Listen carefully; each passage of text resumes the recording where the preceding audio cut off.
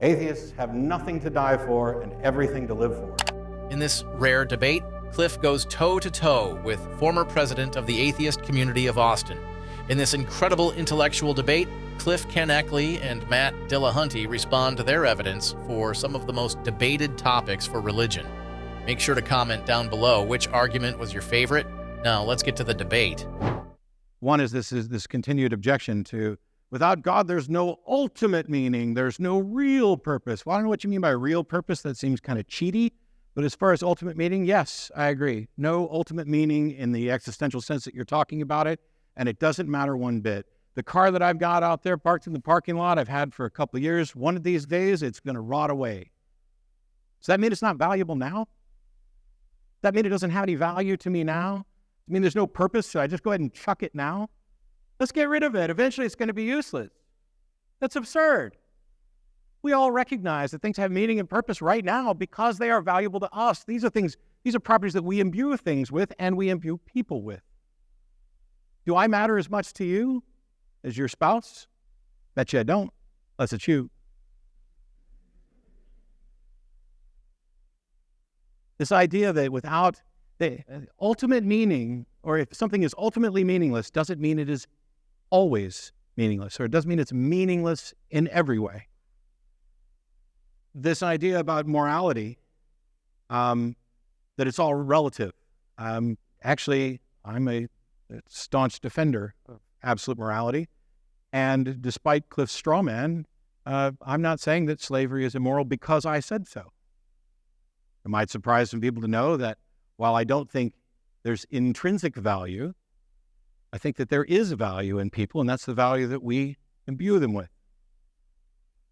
This idea that because I said so is the basis for secular morality is flatly absurd. It's the exact opposite of what I just finished talking about how you go through and you build up this system.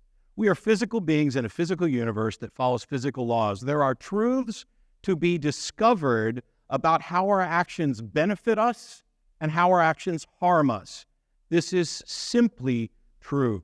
We don't need another mind. This is about the interaction of minds, but we don't need some transcendent mind to dictate what is true. We discover what is true about the reality that we inhabit. God or not, soul or not, we can choose everything on the list that Cliffe just talked about being good to each other and building a productive society and caring and loving and trying to end poverty, trying to end oppression, and trying to build a better society. We can do all of that just because it's the right thing to do. There's no evidence for a soul. In fact, there's good evidence against it. There's no evidence, or not enough evidence, of the various God claims that are out there, or not any particularly good evidence, at least that I've been made aware of. But I could be wrong. And tomorrow, I could find out that there is a God, and that I do have a soul. And it wouldn't change very much for me as far as how I end up living my life, because I've already come to good reasons to do things. I'm open to being corrected on them, but what's going to correct me is reason and evidence, not appealing to a God. And if people ask me, well, what are you going to do if you die and you end up standing before God? Hey, I tried. I used my brain. I followed the evidence where it was. And by the way, if your character is actually accurately depicted in the Bible or the Quran, I don't want nothing to do with you. I'm already morally superior to you. I already care more about people than you do. I know. I've never sanctioned slavery, never sanctioned genocide. Gods have. Do all religions lead to the same God? I don't know. I think it's unlikely. I think they clearly all define God differently. I think you could go right down into the same church on the same pew and get two different people, and they're going to define God differently, and they're going to have different views of God. I think there's as many different religions as there are people trying to practice them.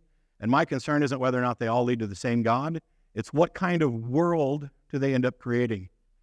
Because why should I care about an afterlife that I don't know whether or not it exists when I've got a life that I know that I have, and I'd like to make it better? And if your religion is impeding on the ability of people who don't practice your religion, or those who do, from living the best life they can right now, then your religion's a problem. That goes for Islam and Christianity and Scientology and Hinduism and everything. If you're advocating something that is detracting from the good of this world, you're part of the problem.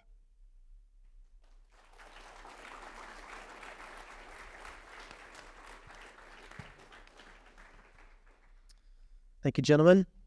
Matt, the next question will start with you. Does being an atheist require the same faith that believing in God does? No. Seriously, it doesn't require any faith to not believe something. It doesn't. Now, if atheism was this assertion that there are no gods, I pissed some people off. If atheism was this assertion that there are no gods, well, then yes, you might be able to make a case that that was based on faith, or maybe it's not. It would depend on what the basis, what the foundation for that particular belief was. But atheism, in the weak atheism sense of I do not believe this, doesn't require faith. I don't believe there's a Bigfoot. That's not a faith. It's not a faith-based position. I'm not asserting certainty that there isn't a Bigfoot. I'm just not yet convinced. The Bigfoot claim hasn't met its burden of proof. Neither of alien abductions, which, by the way, I'll point out, you can actually go talk to real living people right now who will tell you their alien abduction story. Living, breathing people, you can talk to them. They will have stories that are similar in detail. In some cases, there are multiple people who have supposedly experienced this together. In some cases, the things that people have seen have been entire small towns. And you can interview these people. How many people think that they're actually being abducted by aliens? Not me. That's people you can talk to right now. Somebody writes a couple books, in a couple thousand years, somebody could stand up and say, hey, look, I wouldn't believe it, but look at all of these accounts. These are firsthand people. They were interviewed by the news. We have a much better record of what was happening at the end of the 20th and beginning of 21st century than we do about what happened back when Jesus was supposedly alive or back around the time that Hinduism was being formed. This is a real record. We even have video footage of people talking about how they came down. And then they'll start tying it together in an intricate little web, the same way conspiracy theorists do right now. Oh, there were lizard people in the government or crop circles out there. We don't believe any of that, I hope. I am at Texas State. I kind of respect you guys because I don't care about colleges, so we're not in any rivalry. UT. But we don't believe that. Why should we? And yet we're expected to believe what is potentially a more extraordinary claim and weaker evidence. There's nothing particularly extraordinary about a universe that's billions, 13.7 billion years old, that there might be some other life somewhere. I don't know. Probably unlikely they made it this far. No reason for them to pick out Earth because we're not special, despite what many creationists would have you believe. They've got this wily coyote god who straps on a hat and balances on a wire and goes through all this stuff to catch a coyote. He builds this entire massive universe, all for one mammalian species on this little bitty insignificant dot. Did the aliens get here? I don't know. I don't think so. I don't have any good reason to believe that they did. Doesn't mean I believe that they didn't. And yet we're expected to believe the more extraordinary claims of religion on less sound evidence.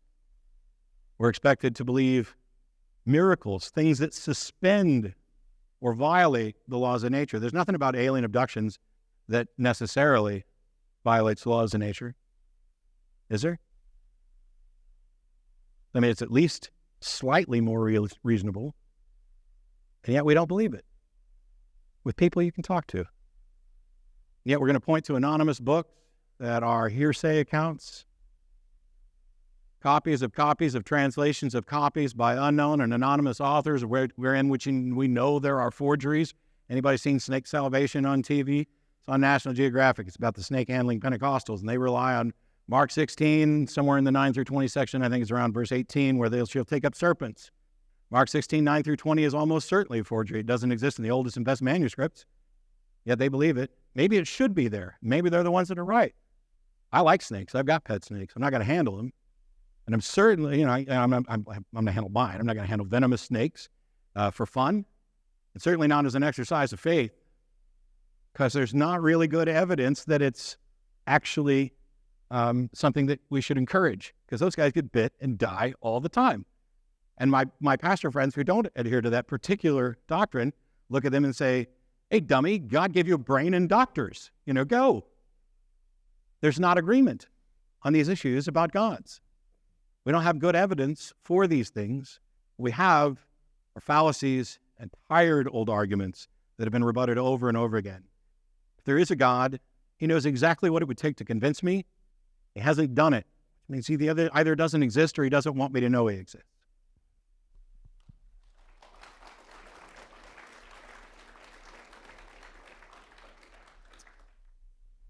Does being an atheist require the same faith that believing in God does? No, an atheist has a type of faith that says, I'm going to live for someone or something other than God. And the fascinating question that I love to ask my atheist friends is, what do you live for? And what is the evidence that whatever it is you live for is true? Now, the majority of my atheist friends living in the United States live for money. And it makes sense. Money can benefit you a great deal. Nothing wrong with money. But is the ultimate purpose of life to live for money? So my secular materialist friends are very talented. The majority of them work on Wall Street. And the majority of my secular materialist friends live for the American dollar. I think we live in a culture that puts a premium on that. I'm not saying that Matt does. I'm just saying the majority of my atheist friends, who are very wonderful people, live for money. Others of them live for pleasure. They've reduced the purpose of life to stimulating my nerve endings. I understand that. I enjoy pleasure. I'm convinced that pleasure is a gift from God. The central nervous system that I have that gives me pleasure is good. The taste buds on my tongue that enable me to enjoy food is good. But to reduce the purpose of life to stimulating my nerve endings, I mean, come on. Now, what I find interesting is Matt consistently says, well, there's not enough evidence. Fine. What I would love to hear from Matt is, what am I living for? And what's the evidence that what I am living for is true? See, friends, all of us are going to put our heads on our pillows tonight. None of us can prove that what we're living for is true. The question, though, is, what's the evidence that whatever it is you're living for is reliable and true? And there are a lot of different options out there. Now, Matt likes to talk a lot about the Bible, so let's talk about the Bible. The Gospels that we have in English today are based on over 5,200 Greek manuscripts or pieces of manuscript dated from the 2nd through the 10th century A.D., all agreeing to an infinitesimal degree. There is no document from antiquity that can even approach the New Testament Gospels in manuscript evidence. Secondly, you have 4 different Gospels, Matthew, Mark, Luke, and John. They're not carbon copies. Obviously, they use notes. There are similarities in language between especially the synoptic Gospels, Matthew, Mark, and Luke. But there's a tremendous internal consistency between Matthew, Mark, Luke, and John. There are no major contradictions. There are different perspectives. The same way that if you and I were standing on a street corner and we saw 2 cars coming down the street and we heard a woman scream, there was a screech of brakes, and then there was a collision. If you and I went to the police department and you said, officer, I saw the 2 cars coming down the street, I heard a woman scream, and then there was a collision. And if I were to say, officer, I saw the 2 cars coming down the street, I heard a screech of brakes, and then there was a collision, we're not contradicting each other. We're offering 2 equally valid perspectives on what really happened. And that's what you've got in the Gospels. I'm real glad they're not Xerox copies. They're not photocopies. They're unique perspectives on Jesus of Nazareth. Now, what I find astonishing is that Matt says he went to seminary. No, I didn't. All right, you were going to the ministry? Yeah, I was going to. I didn't go. Yeah, you want to go into the ministry, okay? Which means you probably read the Bible. And then when you reel off a statement that the Bible doesn't say anything against slavery, that's embarrassing. Let me tell you why it's embarrassing. The main point of the book of Philemon in the New Testament is Paul is writing to a slave owner, Philemon. And he is saying, I met your runaway slave, Onesimus. Now, in the Roman Empire, the law is that you are permitted to execute the guy. He's a runaway slave. But I, Paul, am asking you, Philemon, to take Onesimus back no longer as a slave, but as a brother in Christ. Who do you think fought and finally won for the abolition of slavery in the British Empire? A man named William Wilberforce, who served in the British Parliament, and it was due to his faith in Christ that he struggled against slavery in the entire British Empire until he won just before he died. Why did William Wilberforce fight for the abolition of slavery in the British Empire? Because he was a devoted follower of Christ, and he understood that all human beings are created in the image of God. Therefore, to stand against slavery and to stand for the value and dignity of all of human life is not an option. So I can promise you, folks, you got to read the text for yourself. Because if a man as intelligent as he can say, the Bible never says anything against slavery, you got to read it for yourself. Read Philemon in the New Testament. What do you both think or believe will happen after you die? I imagine my wife will get married to somebody else, and actually, she's going to run off with a friend of hers and have a whole bunch of cats. Oh, you mean what's going to happen to me? I don't know. I don't see any reason to think that anything's going to happen to me. Everything that makes me me, everything that we have historically and religiously attributed to a soul that can be identified with a place has a place in the brain. My personality is in my brain. We know from experiments on people who have suffered all sorts of brain damage that you can reset people's personality, their preference, their memories, their ability to make new memories. I'm going to get the name wrong. Vishwanathan. Somebody will know. Anyway, did a talk at one of the religion summits about a split brain patient, hemispherectomy. They can communicate with both halves, and each half has a separate personality and a separate identity and communicates independently. One half, Christian. The other half, atheist. Now, I guess you could argue that when we split that brain in half, there was only enough soul for one side, and the other side just got, shafted. But everything we know about what makes us us, our likes, our preferences, our desires, they're all a product of the brain. Now, a lot of theists would say that there's a soul behind it all, as a puppet master, the ghost in the machine. And yet there's no evidence to support this. And it doesn't make sense in the model. If I suffer severe brain damage and all of a sudden I don't remember the past, I don't remember that I love my wife, I don't like the same foods, I don't want to interact with the same people, and now all of a sudden I believe in God, am I the same person? I don't think so. Haven't we really kind of ended up with a whole new person? I have an argument that I use partially as a joke. It's an argument that demonstrates, according to some traditions, nobody's in heaven, and it's really easy.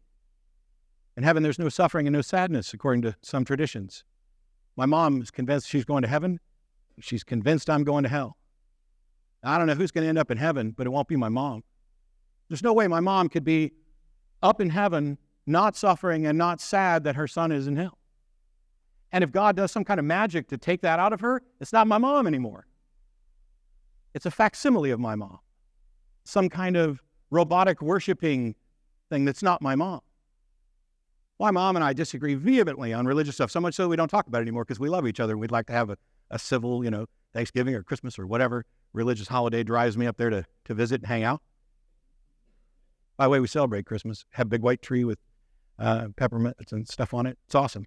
Entirely secular stuff. We're stealing it back because Christianity stole most of those things from other religions.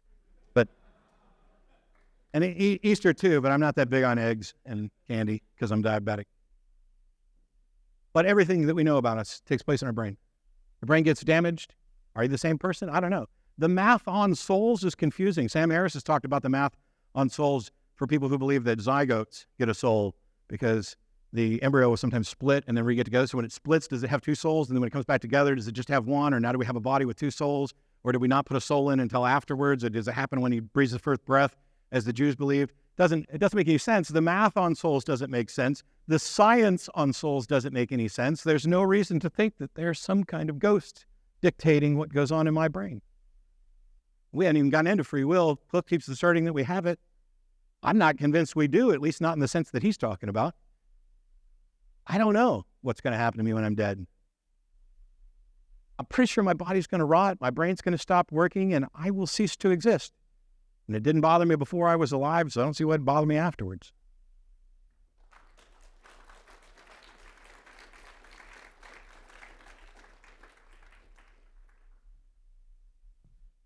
Guys, we got to be honest with each other. If there is no God, we know exactly what happens when we die. If there is no God, there's no life after death. If there is no God, you are matter and energy. And when you die, the matter and energy fall apart. So let's not act like maybe there's life after death. No, that's illogical. If there is no God, when you die, when I die, we become fertilizer. Very logical, very reasonable. But you know what the problem is? The problem is that I've got to do funerals for families that are atheist or agnostic. Inevitably, what happens to me is I'm standing there and they're coming up to me saying, well, you know, maybe, the Great Spirit. Excuse me? Great Spirit? What are you talking about? If there is no God, there's no spirit. There's matter and energy. And when we die, the matter and energy falls apart. Now, don't get scared. Just face reality. Be objective. And don't allow your fears to get you knocking your knees saying, oh, well, maybe. Oh, well, possibly. No. Be rational. Use your good mind. If there is no God, when you die, you rot. When I die, I rot. End of story. Just think about it. Now, there's an alternative to that. And the alternative is that if there's a supernatural God, then possibly there is life after death. And I can promise you, I would never believe there's life after death because I'm scared to die. That's being a wimp. That's being a coward. Instead, you'd better use your brain, and you better start thinking, and you better figure out, does the evidence point to there being something more to reality than matter and energy, there being some type of God, or does there not? And then secondly, you better use your brain, and you better think real clearly. Does the historical evidence point to Jesus having died and risen from the dead or not?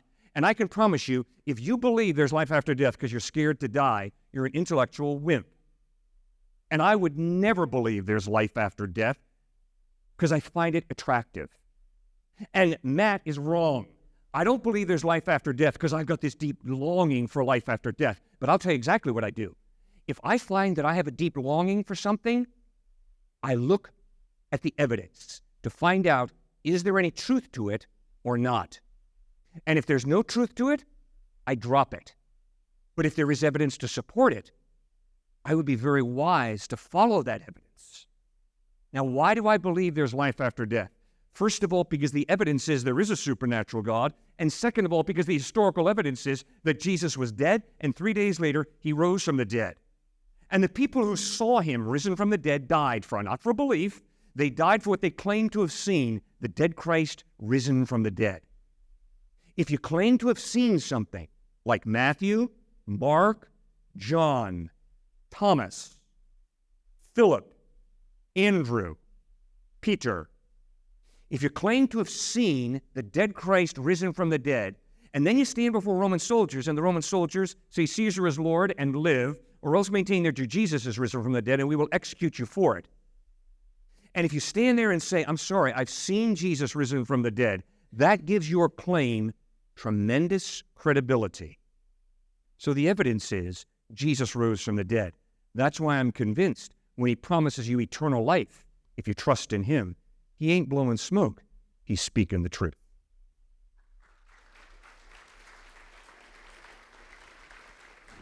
How do you both explain love?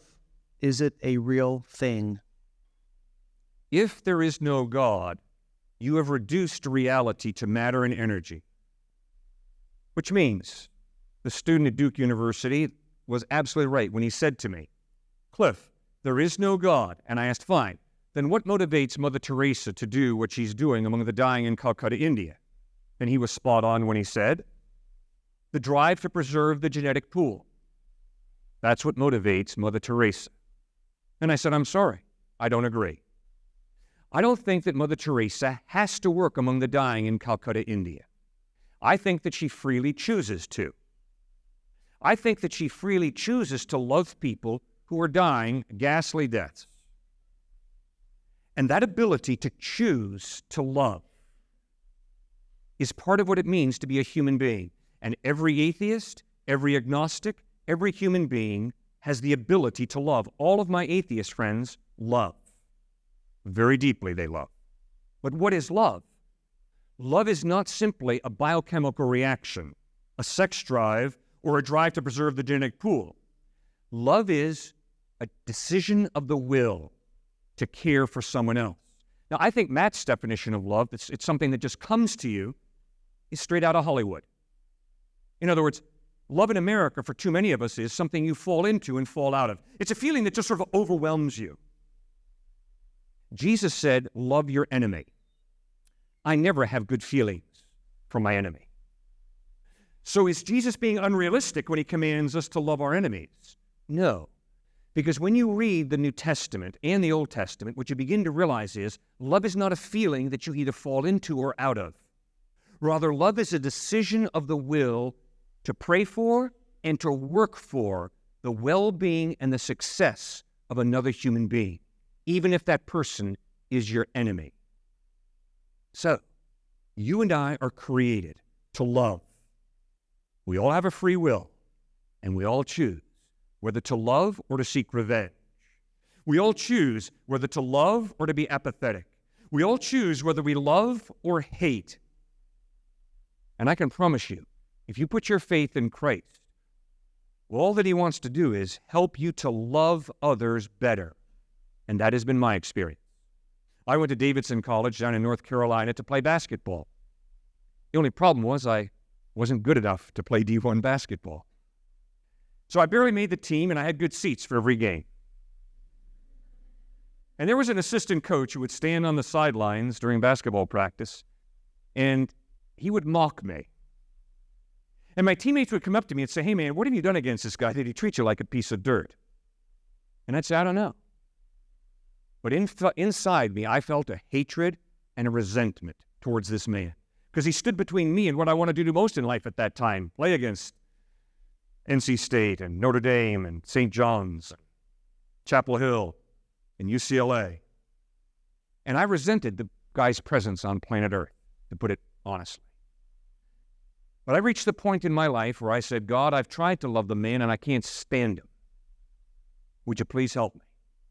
And I experienced a power outside of myself to love a basketball coach who I on my own hated. That's what Jesus wants to do in our lives. He wants to give us the power from within to change and to love even our enemy, even the person who cuts us off at the knees. He wants to give us the power to forgive. And to forgive is difficult, because when someone hurts me badly enough, what's going off in my head is Rocky, Rocky, Rocky, blast him into the next generation. And Jesus says, no, forgive, absorb the hit, forgive. And I find that to be really living.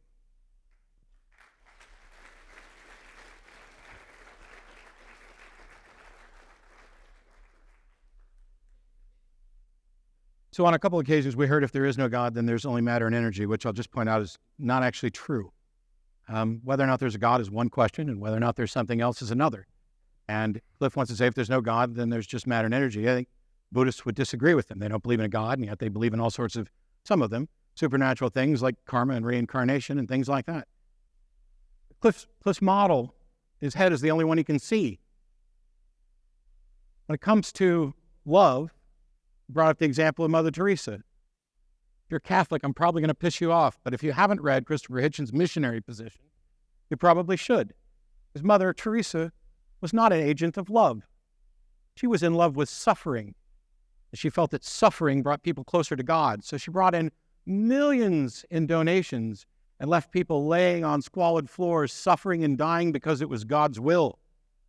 She was not some agent of change. She did not provide the medical treatments in many cases that would have been necessary, that would have been a real demonstration of loving someone and caring about them. She loved her idea of God, which included suffering as a primary demonstration of what God wanted out of these people's lives. Now, I'm not advocating really a Hollywood love. I was just, when I said, love's kind of something that happens, I was talking about how you fall in love or meet somebody. I don't remember making any sort of conscious choice. Maybe I did. The demonstration of will was what I do with love. What is love? How do I explain love?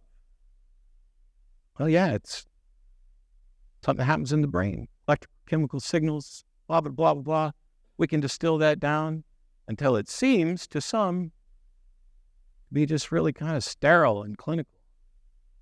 How is it any less wonderful if you discover that the experience that you've had of being in love does not actually come from an external source? You still had that feeling.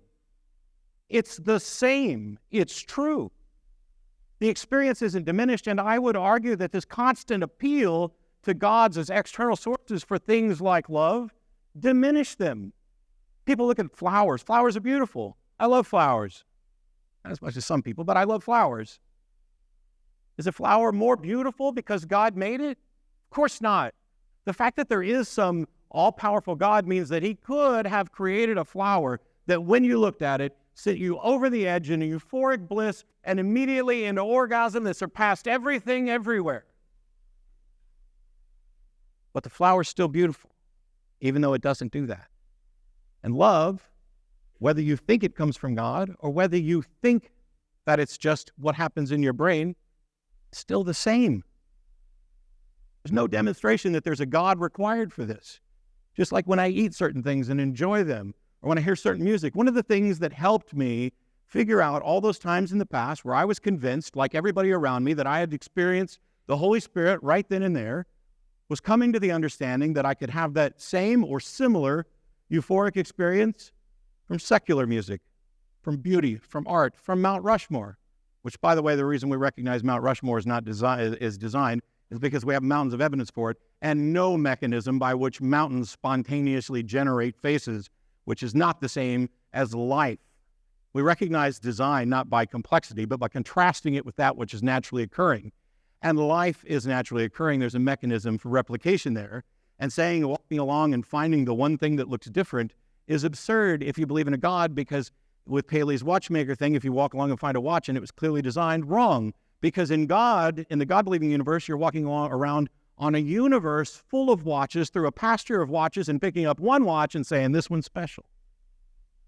That's the same thing he's doing with love. It's good.